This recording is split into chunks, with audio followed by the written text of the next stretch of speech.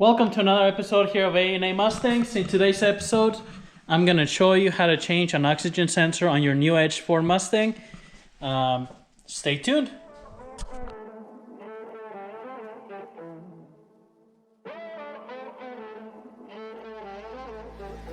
Music bed.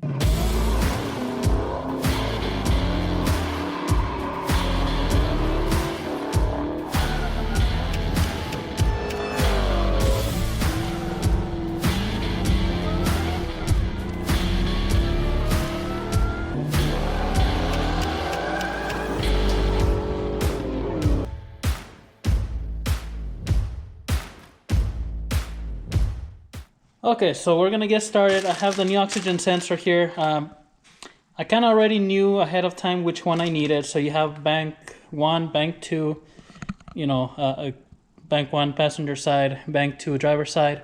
Then you have your upstream and downstream sensors, and then I'll show you here with the scan tool what to look for. So first thing you want to do is check your codes, make sure that's what you need. Secondly, I'm gonna go ahead and raise the front of the vehicle up so I can get underneath, and then I'll show you guys what to look for underneath there. All right, so what you want to do is check your codes. Obviously, make sure you have an oxygen sensor code. You can get a really inexpensive code reader from like Harbor Freight or Amazon that just reads your code. If you don't, you can also go to your parts store and get them read for free. So this is what I have here. So it's P0141 oxygen sensor heater circuit bank 1 sensor 2. And so this one I know it's my oxygen sensor because, well, there's a few things. So with the heater circuit code like this, that's telling me the heater side of the oxygen sensor has an open on it. It's not working, so it can either be the actual heater coil went bad, or the wire somewhere is defective. Most of the time on these codes it's going to be the oxygen sensor, but it can be your wiring somewhere has a cut on it, so keep that in mind. If your sensor is just telling you that your vehicle is running lean, a lot of times that's not the sensor that's bad, that's just telling you, it's just giving you a message, so keep that in mind. Bank 1 refers to where the number 1 cylinder is. So on a Mustang, bank 1 is your passenger side. If it was bank 2, that would be your driver side. Sensor 2, that is the second sensor, so after catalytic converter. Sensor 1 would be the one on top. So bank 1 passenger, sensor 2 all the way at the back. So now I know exactly which sensor I need to look at, inspect the connector and all that, and then get it replaced. Okay, now that I have the car jacked up here, I do have my oxygen sensor out of the package here. And so you can go really with any brand that you want to go with. I had good luck with the NTK ones. The price range is pretty good, and they seem to last, decent amount of time. I used to always use Bosch, but it seems like lately, I gone through a lot. Like on the Roush when I had it, I had to change them really often. It seemed that they didn't last long. That's just really, it's personal preference. I don't think there's nothing really different. I would like to go with Motorcrafts, but at this time I couldn't get them. It was back order, and so they are a little bit more expensive, but that's what I usually tend to go with. 7/8 wrench is what's gonna fit in here. Now, there's different things that you can do to take it off. If you never had them off and they're really seized, you might want to rent a socket. So if you rent the correct socket, it's going to be a deep socket. You can go to your local auto parts store, and it's going to be similar to one of these here, deep socket, but it's going to have a slit cut right here on the side, about 1/4 inch, and that's so that you can pretty much leave your wire sticking out when you put the socket in. So that's the one. They rent like a little kit, most of like O'Reilly Auto Parts and AutoZone. They rent a kit that comes with that type of socket, and then one that's kind of like open on the top, and then it has a little tab sticking out where you put your ratchet. And so that way, same thing, it's got a slit, you put it over, and then you put your ratchet on the hex, on the square here on the side, and that's where you turn it from. I'm sure you could buy those as well, like Harbor Freight or even at the parts store, but you know, if you're not going to be doing it on a daily, you know, you don't have to spend the money on it.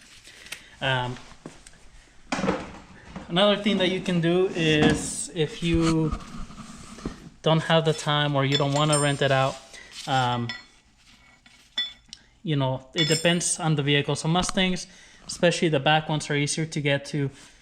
If they're not too tight, they should have anti-seize when you put them on, but if it's the factory ones, you can go with the open side wrench. Or what you can do is, let me set this here down for a second. What you can do, now this one has these plastic tabs, which I'm actually not gonna use, so I'm just gonna cut them off now.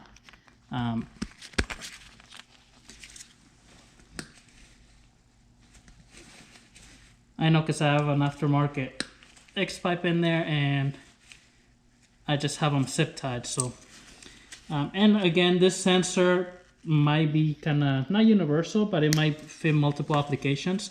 That's why it has these little plastic pieces on there. But anyways, on here on your Mustang, what you can do is unplug it first and see how I can get my wrench through the connector, and just get your wrench all the way in, and that way you have a better, you know, contact on all sides. If you're able to do that, then maybe you can put like another wrench here to help you with leverage. That'll make it easier to take off. So that's another option. Another option is you can cut the wires. If you're going to replace it anyways, you're not going to reuse the old one, cut the wires right up here and then just use a deep socket if there's room for that as well. So different ways, you know. Try to avoid cutting your wires if you're gonna have to reuse it, because I mean, that's just gonna give you more work. But let me get underneath here and then I'll show you where those sensors are. Okay, so we're under the car here. Make sure your car is in jack stands, you know, secured. So first we have the oxygen sensors. You can see, let me put the light to shine in there, but you can see this is the passenger top one. Now keep in mind, I have no cats on this car, off-road exhaust here, so it's very open here. You know, I can easily get the wrench in here or even one of those sockets if I needed to. If you have your cats, there's going to be a cat here on the corner and then another one right here, but that's going to make it kind of harder to get to this sensor here. So keep that in mind if you have your factory exhaust system on there. That's the passenger, so this would be bank 1, sensor 1 right up here on the passenger side. And then we have here on this side here, driver's side, and that's bank 2, sensor 1. You know, same thing with mine, it's pretty open here because there's no catalytic converter, so I can get right through it. You might notice I had welded this, and that's because I had to replace the bung on this SB X-pipe. When I bought it, it was completely damaged on the threads, and so it damaged my oxygen sensor and I couldn't get it in, so I had to end up just kind of like welding it in there because that was my only transportation at that time. And so they wouldn't exchange it out to me because they said I modified it, but I mean, it was damaged. But anywho, and then the plugs are right up there, so you can see, you know, you gotta kind of slide your hand in there, push the tab and unplug them. Same with this side. So not having the catalytic converters here gives you a lot more room to get in there and unplug them. With the catalytic converter in here, I mean, you just have to kind of go really tight here. Now from the top you can get to it. Sometimes the plugs are kind of held on top of the bell housing, and if you don't have a supercharger like I do, you have a lot more room to get from the top of the engine and just unplug that plug from up there. So here on the back, so we have the other O2 sensors. So I have this one up here. This is my bank 1 sensor 2, which is the one I'm changing out today. On this side we have bank 2 sensor 2. So, like I said before, I have them here zip tied to my cross member on the transmission. You know, make sure the wires are out of the way. So they're right in here. I also do have the mill eliminator lights. So you guys know, if you don't have oxygen sensors, then your vehicle is going to have a check engine light. So I think you can still get them, but they used to sell these mill eliminators. It's like a little jumper harness that tricks the computer to thinking these are reading less oxygen, I'm thinking, or, you know, less fuel, whatever. I thought I was going to have to unplug that zip tie, but it looks like my sensor is plugged right in here, so I can unplug it. And the pigtail's just right there, so I'll just put the new one in there. But this is where the factory kind of harness is, as you can see. So, you know, purple with purple, blue with blue, you just got to match those. Now, the aftermarket sensors don't have the color-coded.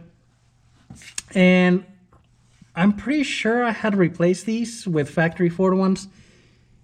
But looking at them now, I might have not done that because they look pretty old. And I don't know even if the factory Motorcraft ones, when you buy them aftermarket now, or, you know, like a replacement one, I don't know if they have the same color-coded plug. So maybe these are factory from the car. But anyways, I'm going to take that sensor off here, unplug it, and then replace it with the new one.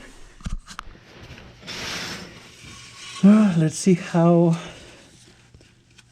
tight that plug is. So, or not the plug, but that sensor. And the plug too here. So sometimes these little tabs don't want to break loose, so you have to fight with them a little bit. There you go. So it's not too bad. Came right off. So sometimes, I mean, you have to push this little tab down. I don't know if you can see it here. And sometimes, especially the ones up front, you can't really see, so it's really hard to push, and then they're tied in there. So, you know, just kind of work around it. Got my wrench here. Yeah, see, these are pretty loose in there. Or not loose, but they're not tight, because even if I did reuse the factory, or, you know, the original ones, I did put some anti-seize in there, so makes it easier to take them off.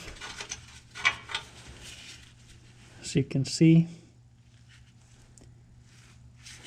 there's that sensor. So most of the time, the aftermarket ones, you can see they have a longer wire as well, and they do that, you know, same thing like I said before. This part number, it's probably going to be sold for multiple vehicles, and instead of making a bunch of different size wires, they just, you know, kind of say, well, you have extra wire, just stuck it around. In some vehicles that needed longer wire, well, there you have it. So that's one thing. I know some of the Bosch ones you can choose, like, you know, if you want like a 6-inch wire or whatever, they'll have options. But this one, that was the only option available, I guess, so that's okay. So just go ahead and tighten this one up. I'm not sure what the torque specs are, probably like 15 foot-pounds or something like that. They have that crush washer on top, so, you know, make sure they're tight, but they don't have to be super tight. So make sure it's all seated nice. And so now I'm gonna plug it in. I'm just gonna line it up here with this, and then make sure it clicks. There we go. Now, since I do have this little bit extra wire, I'll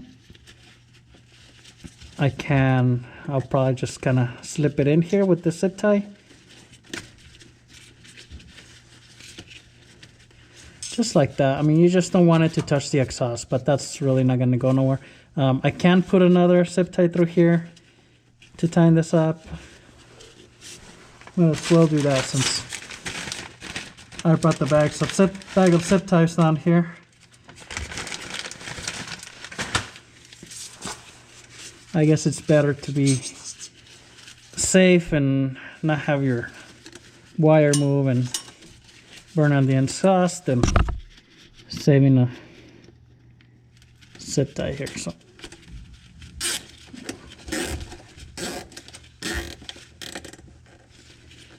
all right, and then I'm just gonna go ahead and cut the excess off here.